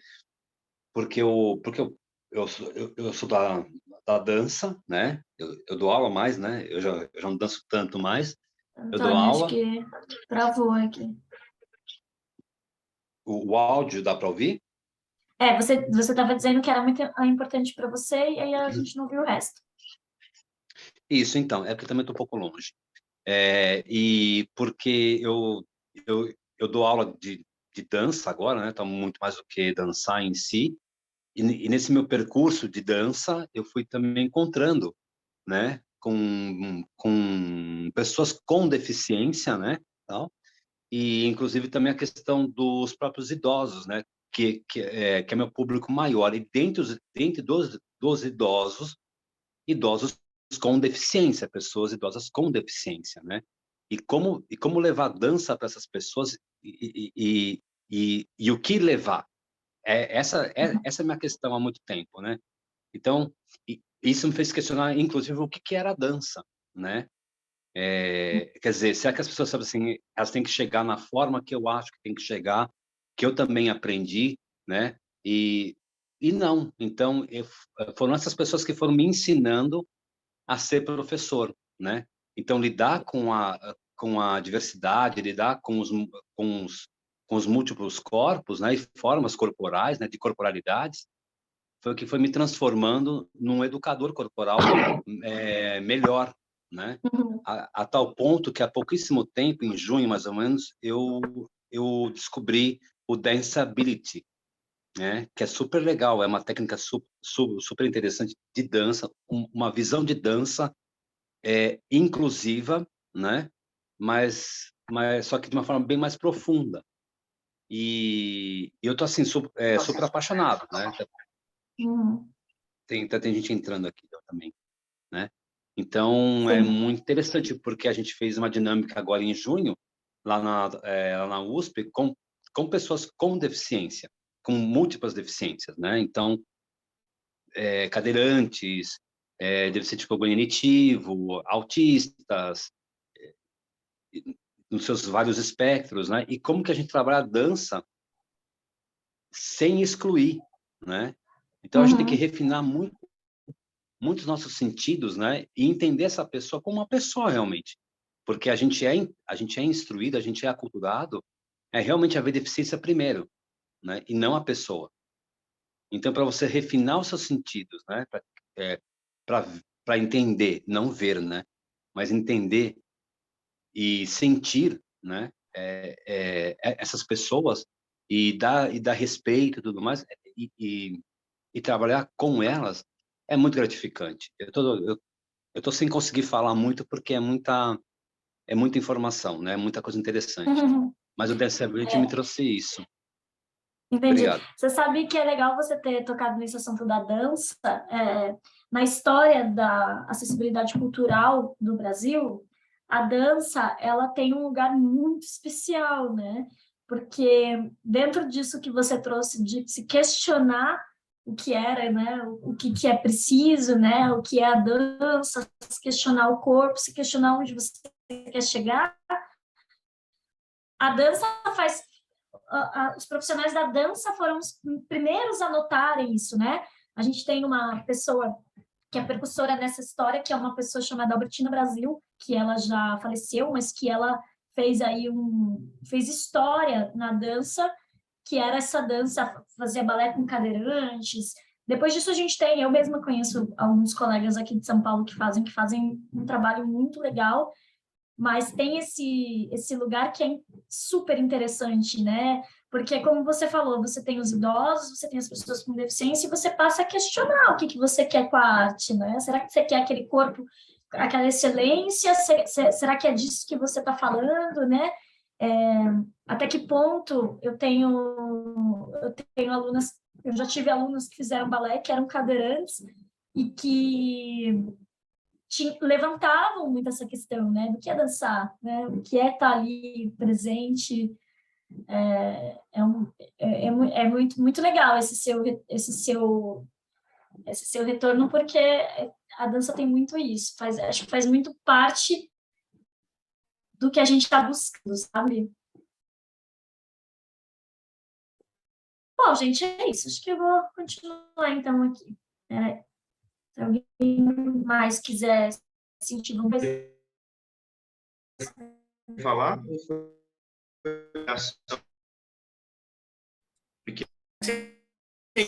Posso falar rapidinho? Bom, a pedido, então, antes, fazer uma autodescrição, né? Eu sou uma pessoa já madura, grisalha, uso barba rala grisalha, sou meio calvo, branco, estou aqui também num ambiente de um quarto, uma parede branca e com computador nos fundos. Eu acho que essa aula está sendo assim, e esse tema vai ser muito interessante. Eu estou escrevendo agora um projeto para o CNPq. Eu trabalho com a questão da cultura científica, e o CNPq, então, é uma instituição que trabalha com incentivo à promoção da cultura, e tem um edital sobre promoção de divulgação de astronomia. E eu trabalhei, escrevi uma revista em quadrinhos contando histórias de 5 astrofísicos jovens negros brasileiros, 4 mulheres e 1 homem. E a ideia é a gente fazer uma exposição em todo o Brasil, né, com esses astrofísicos negros, falando sobre astrofísica, né, falando sobre a mulher na astrofísica e também os negros, tanto no campo da ciência quanto na astronomia, especificamente na astrofísica. E aí a gente estava pensando sobre essa questão, né, de acessibilidade E, então, eu acho que essa aula em especial e toda essa temática que vai ter ao longo dessa sua apresentação, acho que vai ser algo bastante importante. Então, nós estamos com a ideia de, no evento presencial, colocar lá um tradutor de Libras, e vai ter a ideia de ter uma exposição com temas da astrofísica. Assim, ainda estamos no processo de elaboração do projeto, mas uma audiodescrição na exposição acho que vai ser algo difícil, porque a gente está elaborando e sabendo se o projeto vai ser aprovado. Então, vão ser 5 físicos, cada um deles vai fazer uma exposição baseada na sua própria pesquisa. Então, a ideia é de fazer uma exposição virtual, sintetizando essas 5 exposições. Dessa exposição virtual, uma exposição também com audiodescrição. Quer dizer, não é difícil de fazer, não. Nada que é virtual é difícil de fazer com audiodescrição, viu? E depois, então, se a gente puder trocar uma conversa, para você, uma orientação, eu acho que essas aulas vão ser bem importantes. E uma outra coisa que eu queria falar é que os editais eles já estão contemplando isso, né? Uma grande parte dos editais eles contemplam como que o projeto que está sendo submetido contempla essas questões da acessibilidade. Então, a gente tem que estar cada vez mais consciente disso e prover essas respostas, porque isso faz parte da análise, né, dos projetos para serem aprovados. Eu vou falar agora um pouquinho sobre editais antes de falar sobre cultura surda. Talvez até fale sobre cultura surda na outra aula, na verdade. Eu acho que eu vou deixar para falar sobre outras coisas agora. Mas vamos dar andamento aqui. Se você sentir vontade de falar, isso eu quero falar sobre, porque tem sobre a questão de edital, eu acho bem importante, né? A gente refletir sobre isso, porque a gente às vezes hoje a gente está aqui concorrendo a um edital, mas amanhã a gente pode estar participando da elaboração de um edital, né? A gente precisa também pensar na acessibilidade em todos os sentidos dele. Mas é muito legal o seu trabalho, Carlos. Eu gostei bastante da ideia. Acho que vai dar certo. Quero assistir depois. Esquece de mandar. Eu vou, então, projetar aqui, gente.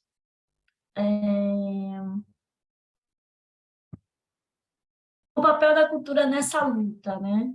Eu, só fazendo uma retrospectiva da linha aqui de raciocínio, então eu falei um pouco como que, humanamente, né, como esse processo humano que culminou na acessibilidade, que a gente entende hoje, como eu disse, da questão da inclusão escolar, isso não é polêmico, nada sobre inclusão escolar é polêmica, acessibilidade não é polêmico, né? A gente tem que eliminar essa ideia de que existe uma polêmica em cima disso.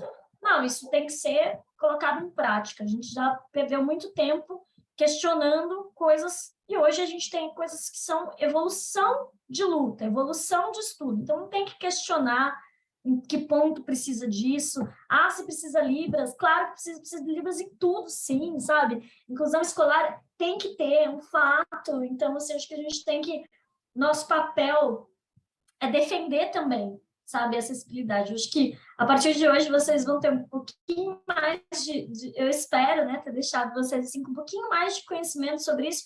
Eu diria que nem conhecimento, mas, assim, o que eu sempre espero nessas conversas é plantar uma sementinha, sabe, de atenção mesmo para a questão da acessibilidade. Eu acho que existem muitas coisas aí, eu acabei de, graças à intervenção do Antônio, falar sobre a Albertina Brasil.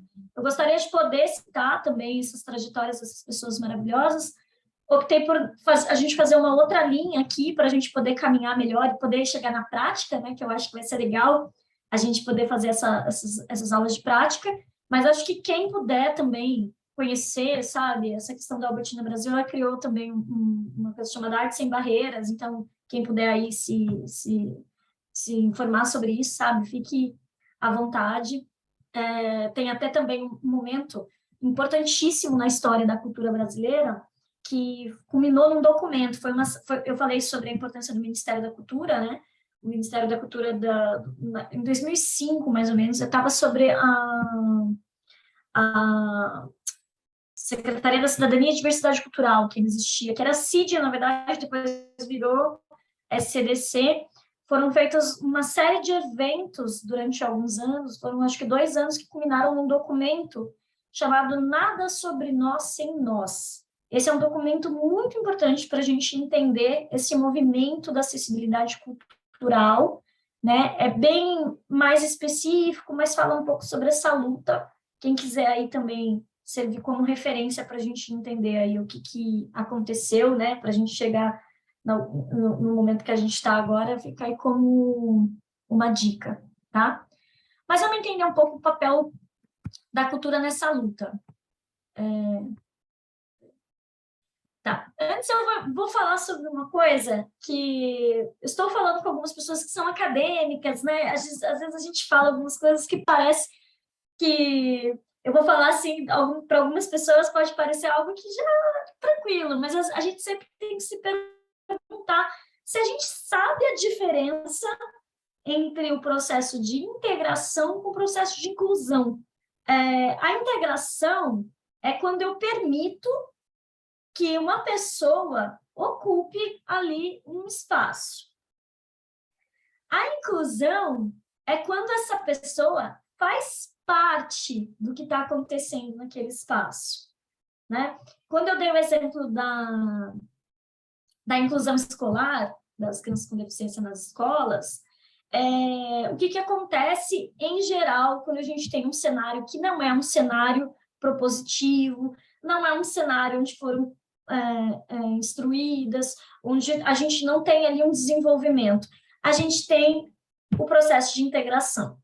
Então, a gente tem crianças com deficiência frequentando a escola, vivenciei isso na prática, infelizmente, para as crianças, uma criança autista que frequenta a escola, senta na mesma mesa, participa do mesmo pátio, mas não está inserida no que está acontecendo ali, não está inserida socialmente, não está inserida da forma educacional, então ela só está integrada, então não existe ali a inclusão. Quando eu, por exemplo, oferto também espaços no meu evento e não faço isso por completo, eu posso também estar promovendo a integração e não a inclusão, sabe? Quando, por exemplo, eu ofereço a acessibilidade física para as pessoas no meu espetáculo, mas até por algum momento, por exemplo, coisas bestas, como, por exemplo, a posição das cadeiras, né? Eu tenho uma rampa, mas a pessoa, ela senta em qualquer lugar, ela não consegue me enxergar.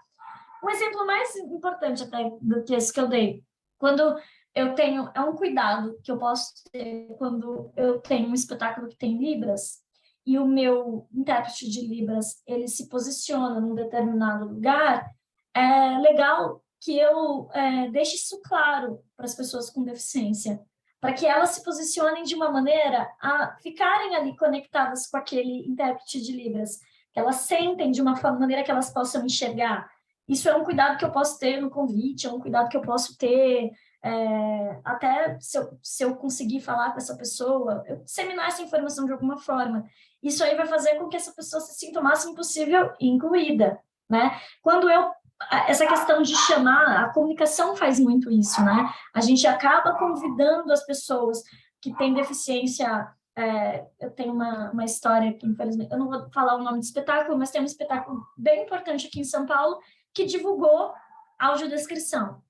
E aí eu tenho lá um conhecimento de um grupo de pessoas com deficiência visual que se organizaram para assistir, porque eles, inclusive, ganharam o ingresso e foram assistir. Quando chegaram lá, era uma audiodescrição gravada. E isso é quase uma ofensa, gente. Não façam isso com uma pessoa com deficiência visual, porque ela não está indo ali para ouvir um áudio, ela está indo ali, quando ela vai a um espetáculo de teatro, ela vai com as mesmas intenções que você. Não importa se ela tem um sentido que ela vai estar mais defasado do que o outro. As intenções dela são as mesmas, né? De assistir, né? A gente acha que a gente só assiste olhando. E aí, por exemplo, algumas dessas pessoas foram até embora. Então, elas foram integradas nesse processo. Alguém pensou em levá-las lá, mas não houve, de fato, a inclusão, porque não pensou, de fato, que ela tivesse ali a oportunidade de estar naquele espetáculo como todas as outras pessoas estavam. Então, eu usei esses desenhos para mostrar, Mas é mais ou menos isso que acontece quando a gente pensa uma acessibilidade pela metade, quando a gente pensa numa acessibilidade para cumprir alguma meta de edital, né? A Rouanet, eu trabalhei muitos anos com a Lei Rouanet, e na Rouanet, eu lembro que, assim, a Rouanet foi um dos primeiras políticas públicas da cultura a pegar muito forte a questão da acessibilidade. Foi até na época que eu estava fazendo minha pós. E ela determinou que para todos os projetos você tinha que ter libras, audiodescrição e legenda, né, em todos os vídeos. E aí tinham muitas pessoas que faziam muito por obrigação, faziam para cumprir, mas não se preocupavam, por exemplo, em contratar um consultor que pudesse avaliar se aquilo estava sendo bem feito, né? A audiodescrição é uma coisa que é legal você ter uma pessoa ali. Quando for falar para vocês do meu livro, eu fiz a audiodescrição do meu livro, mas eu não sou capaz de dizer que ela tá boa. Eu tenho que contratar um consultor cego que me diga, que me dê uma devolutiva do que as minhas palavras geraram nele. A gente precisa disso. Isso é fazer um trabalho de direito. Não é só cumprir um protocolo. Enfim, então, só para falar um pouquinho sobre essa questão da integração e da inclusão, que é importante a gente refletir sobre isso. Talvez a gente consiga até extrapolar a versão da acessibilidade nas nossas vidas quando a gente pensar sobre isso, né? Será que quando eu abro o meu projeto, eu estou incluindo, pensando nessa visão da inclusão da cultura, que é uma visão bem mais ampla, né? É uma visão étnico-racial, uma visão social, né? Será que quando eu convido pessoas de periferia para os meus espaços, de fato, alcançando com isso alguma coisa? Será que às vezes é aquela história de levar para ver, de levar criança de periferia para ver alguma exposição e mostrar coisas que não estão relacionadas a nada, né? Cumprir um protocolo ali, né? Enfim, acho que é interessante a gente pensar isso no nosso trabalho.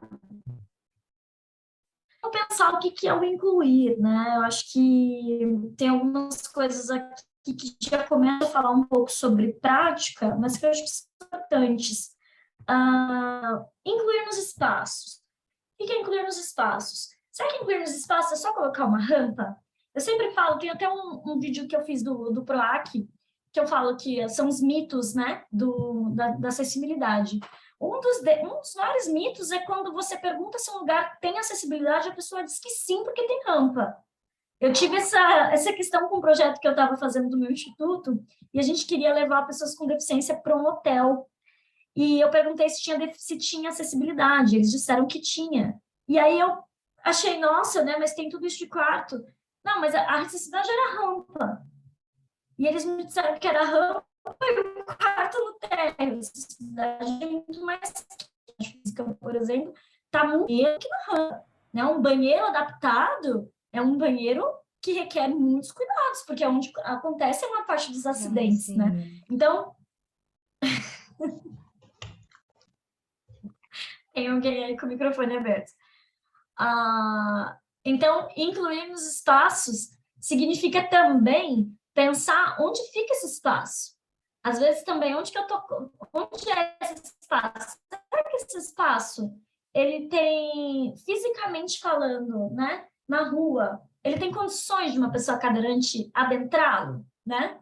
Será que esse espaço também, ele também fica num lugar, até pensando sobre incluir de uma forma mais ampla, onde todas as pessoas que eu quero atingir têm acesso? Então, incluir nos espaços pode ser fazer aí vários questionamentos que vão muito além de uma rampa.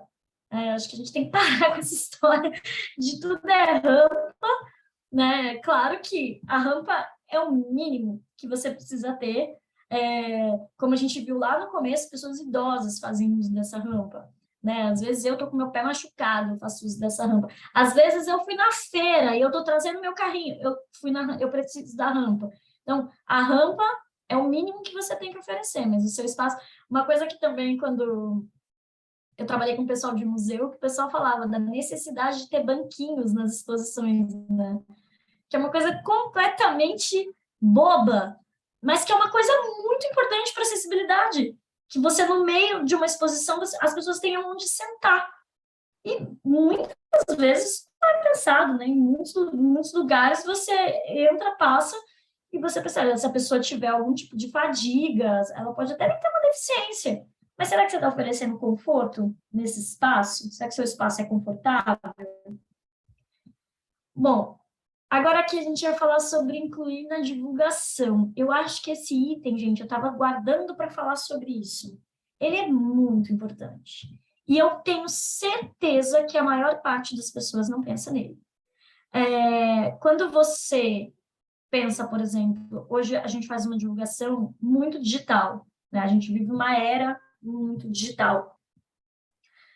As pessoas, por exemplo, com deficiência visual, elas têm acesso, um acesso muito grande a conteúdos, às redes sociais, aos smartphones, a softwares de leitura.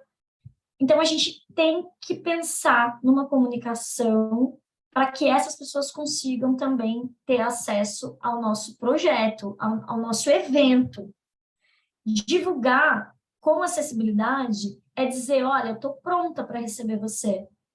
Porque muitas vezes, eu vou dizer aqui uma coisa que pouca gente sabe, que é engraçado dizer isso, porque é bem óbvio para quem é da área, mas para quem não é, muitas pessoas surdas não são alfabetizadas em português, porque são alfabetizadas em Libras. Existe uma gama muito grande de pessoas surdas que são alfabetizadas em Libras e não são em português. Então, se eu tenho intérprete de Libras na minha sessão, né? Se eu vou ter acessibilidade, eu preciso comunicar para essa pessoa, né? Como que eu vou fazer isso? As pessoas surdas são extremamente visuais. Existem uma série de possibilidades. O meu grupo de teatro, a gente trabalha já com a questão do bilinguismo há um tempo. Então, as nossas atividades, a gente está sempre fazendo, dando um jeito de ser uma atividade que acontece simultaneamente em português e Libras, né? Os intérpretes fazem parte do grupo, então a gente não tem, assim, a tradução, é simultâneo. Mas toda atividade que a gente faz um vídeo com o intérprete ou o surdo, que a gente tem uma surda também que trabalha com a gente, fazendo a divulgação. Ontem mesmo, a gente vai fazer uma atividade em escola com crianças, uma EMEDS, né, que é a escola específica de surdos, né, uma escola bilíngue. E a gente mandou a divulgação para a escola em Libras, porque eu não vou mandar uma divulgação para uma escola de surdos em português. É necessário que a gente entenda quem é que está lendo aquilo. Então, eu preciso ter esse cuidado de divulgar de uma forma que seja compreensível para essa pessoa. Tem uma coisa que aconteceu comigo, é um caos. Então, olha aqui, eu acho que eu realmente vou ter que falar sobre cultura surda em outra aula, mas eu dou um jeito de encaixar, tá, gente? Ninguém vai ficar sem conteúdo, não. Tem um caso que é muito interessante. Tem uma das maiores empresas de audiodescrição no Brasil, se chama Ver com Palavras. Eu não sei se ela é maior por tamanho, não entendo nada disso, mas ela é muito respeitável. E ela tem uma líder ali, né, que é uma pessoa chamada Lívia Mota, que é uma pessoa também que quem conhece a audiodescrição sabe, ela é incrível. E eu contratei os serviços da Lívia Mota uma vez, em que eu estava fazendo um espetáculo de circo. E, enfim, a Lívia ia fazer um espetáculo, a gente marcou um lugar, ia ser um teatro de rua. Ela me ensinou como fazer divulgação para pessoas cegas. Ela simplesmente fez um teaser. Ela fez um teaser em que esse teaser tinha um atrativo musical muito legal, mas um tom de voz necessário, uma descrição necessária. Ela mesma fez o teaser. Ela divulgou entre as comunidades surdas e ela marcou um ponto de encontro, surdas não, cegas, desculpa, cegas. Ela marcou nesse convite, né, nesse teaser, nesse flyer, um teaser é um convite sonoro, né? Ela marcava um ponto de encontro no metrô mais próximo e com um horário. Então, as pessoas cegas, muitas pessoas cegas foram nos ver, foi incrível. Quando eu for explicar para vocês na próxima aula, falar sobre alguns eventos, eu vou falar para vocês, porque foi um trabalho maravilhoso, mas esse trabalho de divulgação foi primordial. As pessoas cegas foram até o lugar, até a catraca do metrô, onde tinha uma pessoa da empresa da audiodescrição que as levou até o teatro. Então, assim, dizer para mim que as pessoas cegas não vão ao teatro, eu te pergunto, mas será que você fez o convite certo? Entende? Da mesma forma que isso não invalida que é aquilo que eu falei, que tenha audiodescrição e não tenha pessoa cega. Eu acho que são coisas diferentes. Mas a gente tem que aprender a falar a língua das pessoas. A gente tem que aprender, por exemplo, tem algumas possibilidades que a gente simplesmente não consulta, né? A gente não tem ideia. Você pode, por exemplo, fazer um flyer com um QR Code em que as pessoas com deficiência visual acessem as informações ali, você pode gravar as informações que tem naquele flyer, né? Aquele flyer que você vai entregar. O Braille, ele é uma ferramenta cara, né? É difícil você ter o Braille, você ter acesso ao Braille, assim, não é qualquer um que tem acesso ao Braille. Mas a gente pode fazer tudo de uma forma, não tem o Braille, a gente faz de outro jeito. As pessoas hoje com deficiência visual, elas já se viram muito mais, né? Já foi o tempo em que o Braille era a única ferramenta ali para comunicação escrita. Existem outras tantas formas. Então, eu acho sempre importante a gente pensar nessa questão da divulgação, pensar nos espaços que eu estou divulgando. Então, se eu tenho, por exemplo, uma peça que eu vou ter intérprete de Libras, eu não terei intérprete de Libras na temporada toda, eu só vou ter o intérprete de Libras naquele dia.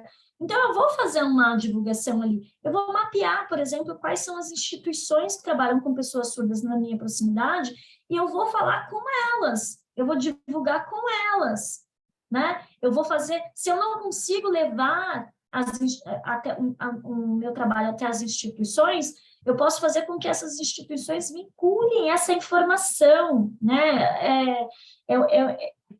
A gente pensa assim de uma forma muito rasa em como atrair, né, na questão da acessibilidade. A gente pensa que a gente precisa adequar o que está aqui e magicamente as coisas vão acontecer. Como eu disse para vocês, formação de plateia é um problema. Mas a gente tem que pensar que a pessoa com deficiência talvez não saiba que você existe e vai adorar ver o teu espetáculo.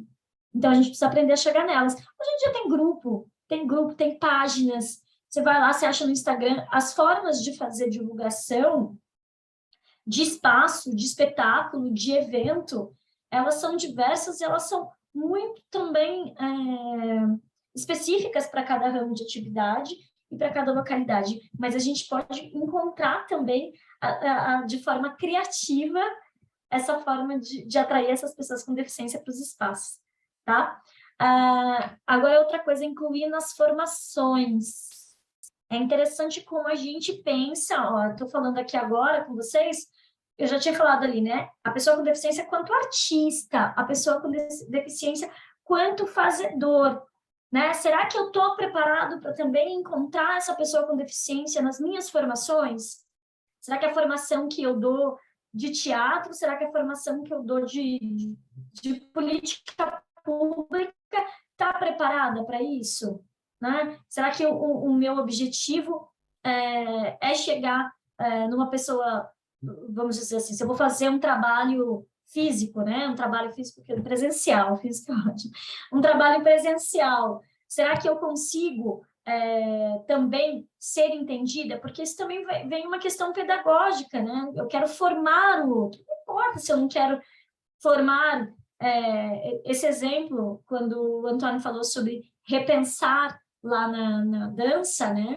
É legal que ele tenha trazido isso, porque está muito nesse lugar dessa formação que a gente não necessariamente precisa pensar que toda a formação que a gente vai dar, a gente vai formar um grande bailarino. Não, mas a minha formação, será que eu estou preparada para os diversos corpos? Isso que o Antônio falou foi maravilhoso.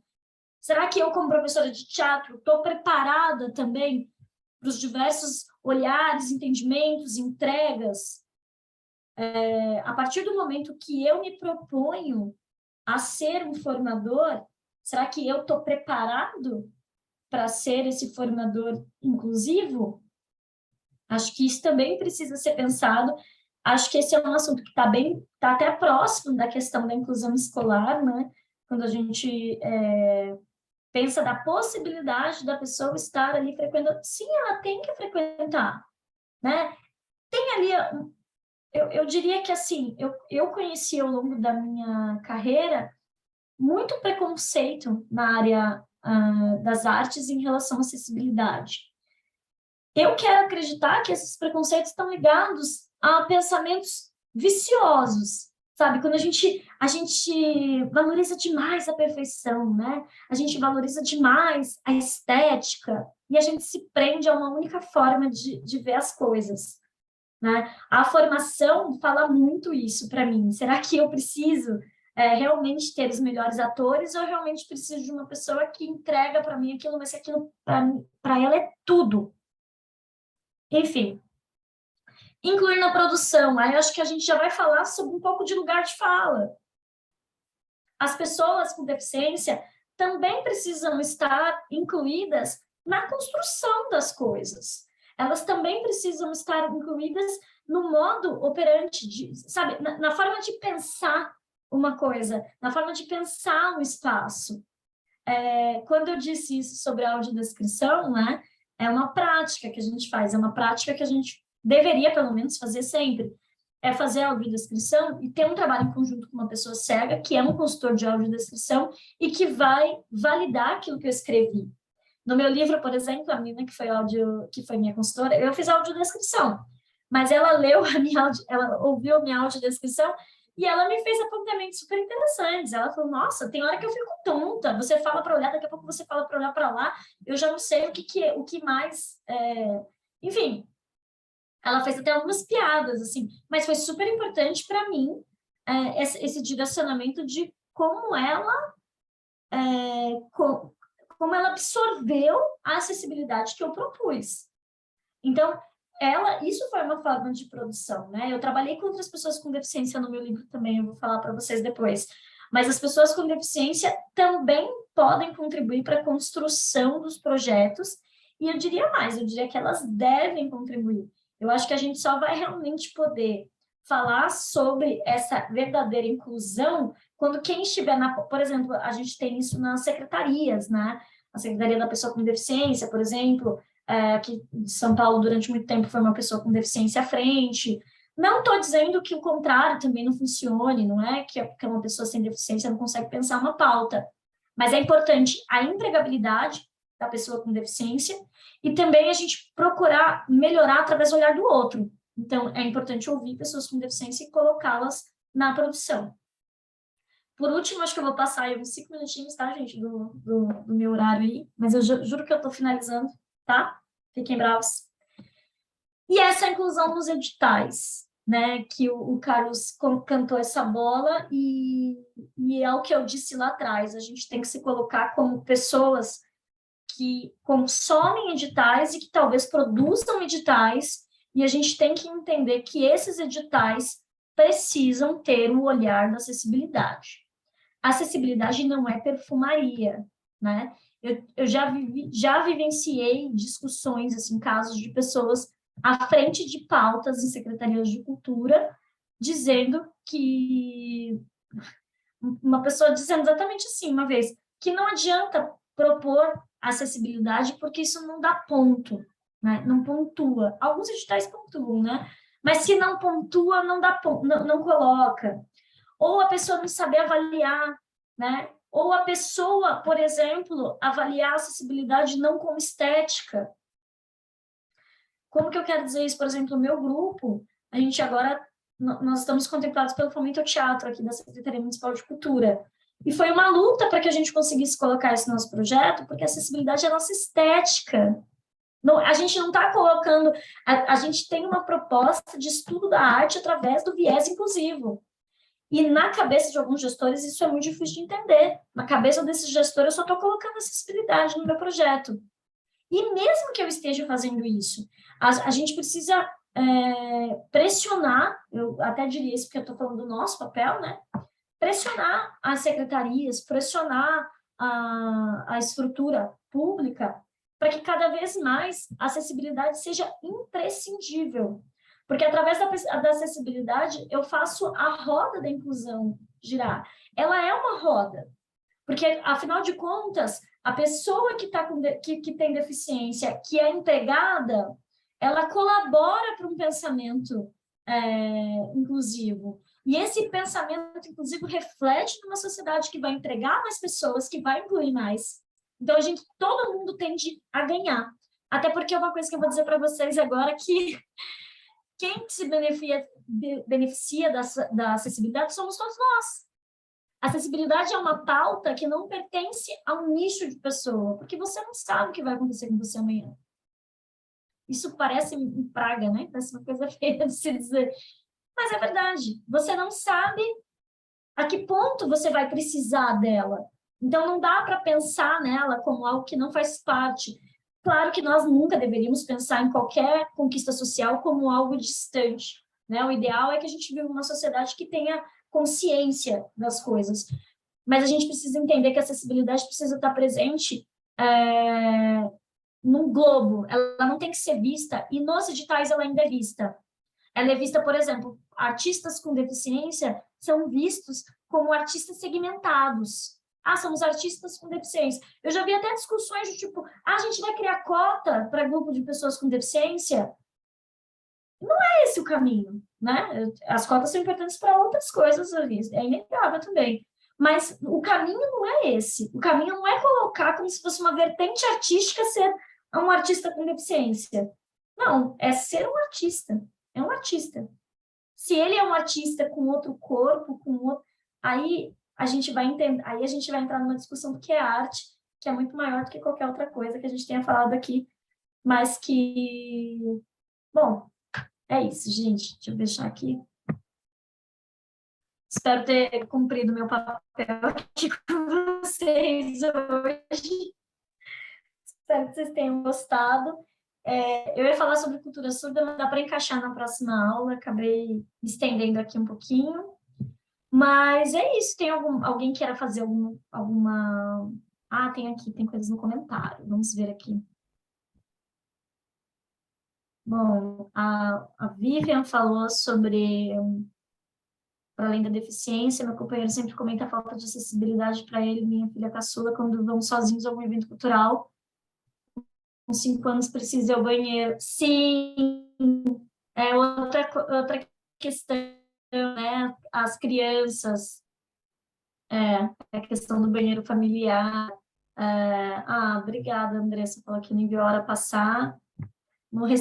A Miriam colocou aqui, no recente evento que fizemos, a abertura foi uma palestra com Libras, foi a intérprete que chamou a atenção para colocarmos o ícone de Libras no post de divulgação. Olha que legal! É isso mesmo. Os intérpretes acabam fazendo contato com a Lívia Mota. Olha, o site é o Ver com Palavras. Eu faço uma divulgação... Gente, acho que a Lívia Mota nem lembra de mim. Eu faço uma divulgação gratuita, porque eu achei um trabalho incrível. Esse trabalho de você preparar a audiodescrição, mas ter o cuidado com que as pessoas cheguem com segurança até o teu evento. Então, assim, indico mesmo. Ver com Palavras é o nome da empresa dela. Quem um dia tiver interesse, precisar de um trabalho de audiodescrição, pode falar com ela. E é isso. Antônio elogiou a aula.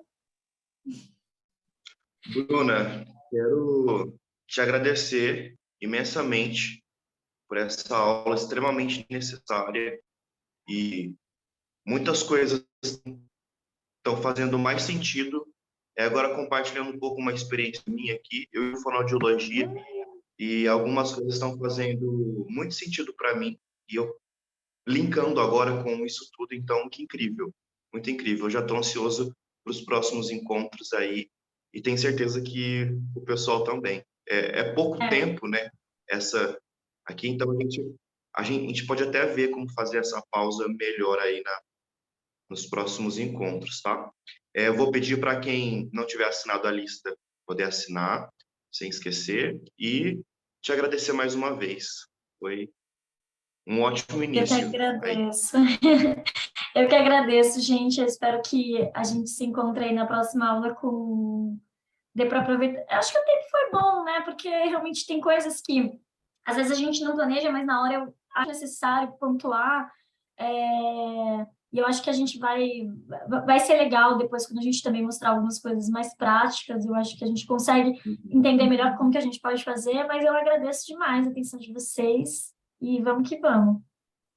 Ó, já tem gente Tá falando que certo. está fazendo projeto, está prevendo acessibilidade. Isso aí, lembrem de mim. Me chama, Maravilha, pessoal. Boa noite a todos. Um ótimo descanso aí para vocês e nos vemos em